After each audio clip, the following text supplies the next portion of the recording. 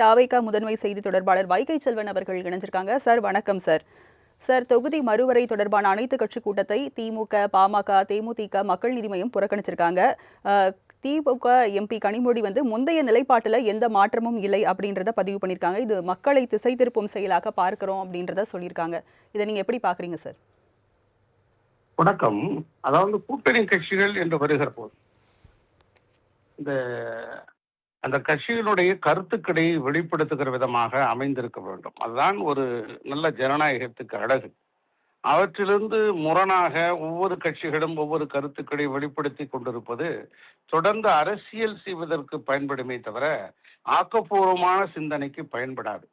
தங்கள் தரப்பில் இருந்து என்ன நியாயங்கள், என்ன கருத்துக்கள், தமிழ்நாட்டின் நலனுக்காக அது எதிர்கருத்தாக நீங்கள் சொன்னால் கூட தமிழ்நாட்டுடைய கருத்தை முன்வைக்கிற விஷயமாக நீங்கள் அமைத்து தர வேண்டும் என்பதால் ஒரு கூட்டணி கட்சிகளுடைய கருத்தாக கூட்டணி கட்சிகளுடைய கூட்டத்தை கூட்டுகிறார்கள்.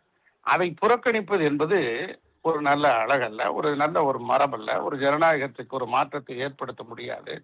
ஆகவே இதையெல்லாம் சொல்லிவிட்டு பின்னால் செயல்படுத்துகிற போது எங்கள் கருத்தை கேட்கவில்லை என்று குற்றம் சொல்லிக் கொண்டே இருப்பார்கள். இதற்குத்தான் பயன்படுத்த தவிர கூட்டணி கட்சிகள் கூட்டத்தில் கலந்து கொண்டு தங்கள் கருத்துக்களை பதிவு செய்வதுதான் ஒரு நல்ல முறை.